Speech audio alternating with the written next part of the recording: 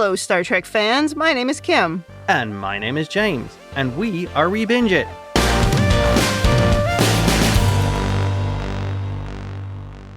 You've stumbled into the trailer for ReBinge Deep Space 9, which is a podcast where we watched and discussed every single episode of Star Trek Deep Space Nine from the beginning. In this podcast, we walk through each episode, scene by scene, and discuss what's going on, what we think of the characters, their motivations, the acting, and quite frequently, their haircuts. There's a lot of laughing and a lot of overanalyzing. And most of that overanalyzing comes from me. You are also the master of headcanon and crazy theories. Kim also inserts her own headcanon. I start to get into the headcanon a little more later in the seasons, not so much right at the beginning.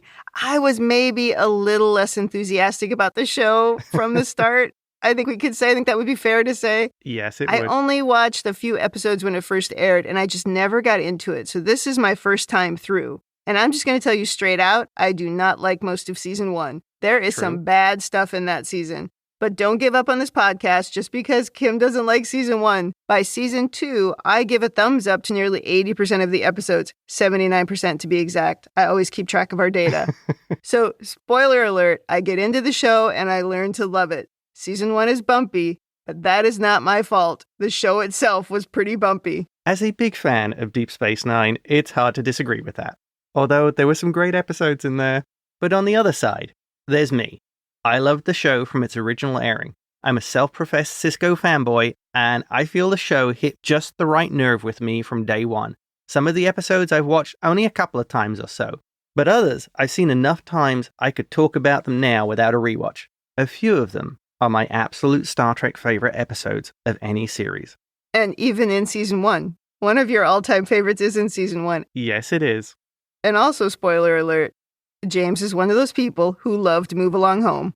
Just be prepared. It gets such a bad rap. It does. Well, we started this podcast to keep ourselves occupied during the early days of the pandemic, and we didn't really know what we were doing in the beginning. But now, after 200 episodes, we're like grizzled podcasting veterans. Oh, yeah. I've even got an eye patch now. I didn't say we were pirates. What do you mean you have an eye patch? Well, it seems like the kind of thing a grizzled veteran would have.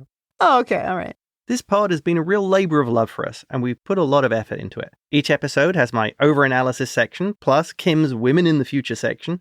We also frequently discuss leadership, the portrayal of relationships, and a whole lot more. Sometimes we discuss how an episode can be turned into a musical. I don't think that happens until season 6, but it does happen.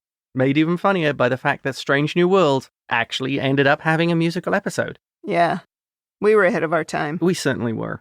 At its core, this podcast is 2 Star Trek fans talking about Trek and why it's so great. Yes. Any criticism comes from a deep, loyal love of the thing. So if you are a Deep Space Nine fanatic or just watching the show for the first time and you want some companionship along the way, this is the podcast for you. We hope you'll join us on this journey, and please enjoy the show.